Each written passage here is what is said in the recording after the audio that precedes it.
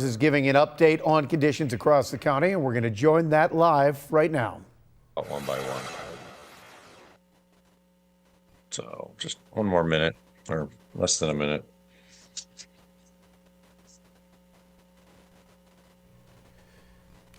And again, this is Erie County Executive Mark Poloncarz getting ready to give us a live update. And here we'll take him now. Participating in this call as we deal with what is a day 5 now of snowstorm.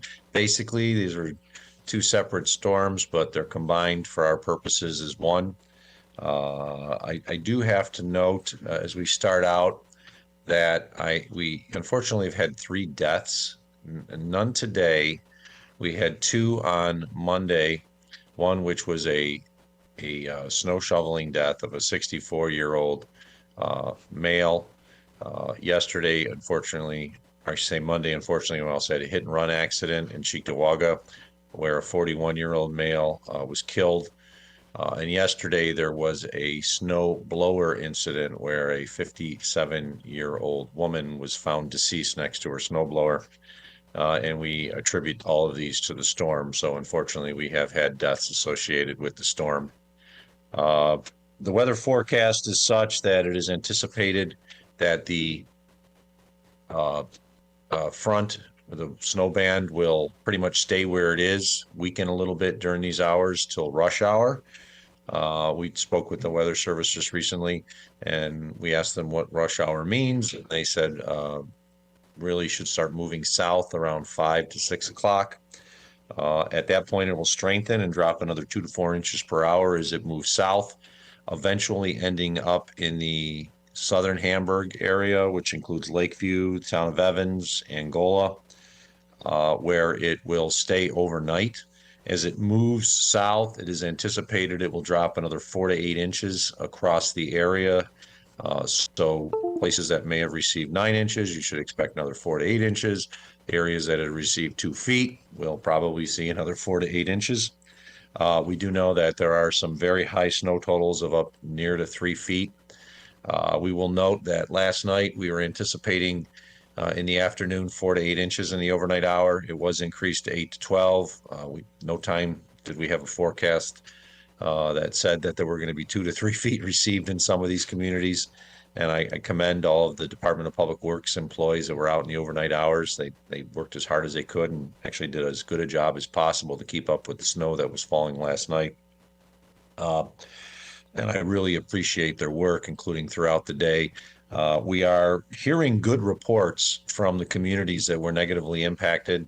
We have no recommendations from local officials to increase the travel bans above and beyond where they are. The travel bans that are still in effect, of course, include the town of Hamburg and the villages therein, the town of Orchard Park and the village of Orchard Park, the town of Lancaster, the villages of Depew, as well as the village of Lancaster, the town of Cheektowaga, including the villages of Sloan and Depew as well, the city of Lackawanna, town of West Seneca, Buffalo south of Broadway, which then encompasses downtown, but includes South Buffalo, Kaisertown, Lovejoy areas, city of Lackawanna, town of Cheektowaga is the highest that the driving ban goes. The rest of the communities, and I spoke to supervisors, Culpa from Amherst, Eminger for Tonawanda, and Casilio from Clarence, and they all feel good about where they are, that their Department of Public Works have been able to keep up with the snow as it moved through. Of course, things are potential to change,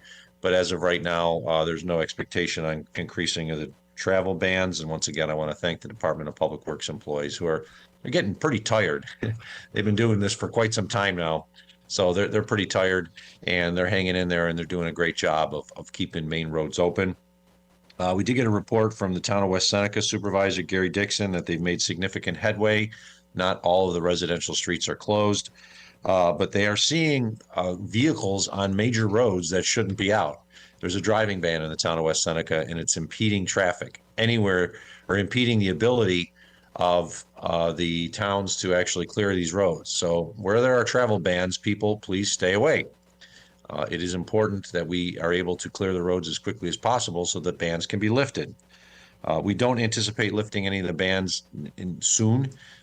They probably will all be in effect at least through the daylight hours, and some may even be in the overnight hours, especially as the snow returns back to Hamburg and Orchard Park and areas such as that. But they're doing a good job of cleaning the roads. Our 911 call center has let us know that they are not receiving many calls for what would be considered true emergencies, which is good. We're happy about that. But they're getting a lot of nuisance calls, people who are calling 911 for non-emergency purposes. I'll give you examples of it. People were calling because they had groceries that were scheduled to be delivered to their home that weren't delivered. They were calling for questions on when's the travel ban going to be lifted, or what's the latest weather report. These are not calls to be made to the 911 call center. Those are only for emergency purposes only. If you have questions that are non-emergency, you can call 211, the informational service that is provided by our communities. Call 211, not 911. 911 is if you're in a car accident, someone's having a heart attack, things like that. Not, I didn't get my groceries, what do I do? Leave that, call 211. Do not call 911. I was on the phone with the Commissioner of Homeland Security and Emergency Services for New York State, Jackie Bray, just recently. We feel pretty good about where we are, but we are concerned about the snow that is expected to pass back through Buffalo and the areas south starting around rush hour. So we are asking all businesses that may be open to close early as of 4 p.m. or no later than 4 p.m. So that you can give your employees an opportunity to get home before the snow ban comes back through. Because we don't want all of these people on the roads between 5 and 6 if this band is starting to come through and now is dropping snow once again at 3 to 4 inches an hour. Most of the southern communities will still all have driving bans in effect. But we're not really worried about people coming or going to those communities because the driving bans were in effect so early this morning, people didn't get out. We are worried about folks that may be downtown that need to go back home to Amherst or areas like that. And we just prefer that they get on the road no later than 4 p.m. so they can get where they are before the band heads south again and strengthens. So we are asking for businesses, if you are open, to do an early close by 4 p.m. We know most of the businesses in the areas that actually had driving bans are closed, which is good. That's what we hope for. So anyone else, if you are still open, if you have a business in the town of Tonawanda, we ask that you close early. Amherst, Clarence, northern Cheektowaga, where it came a little later, but Buffalo as well. The snow that passed through in the middle morning, while it was very heavy, is not something that is so difficult we can't manage it. We can manage it. The problem is we are afraid of what may happen at 5 o'clock and onwards if the snow ban comes back through and there's a lot of people on the roads at that point. So we're asking businesses to close early.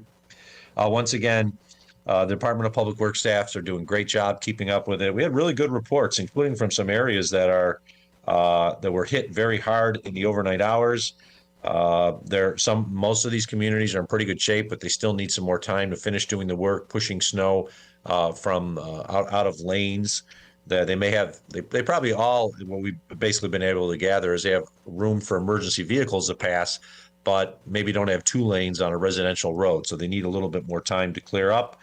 And we just ask everyone to honor the driving bans, and hopefully we'll be able to lift them later tonight or at least by tomorrow morning.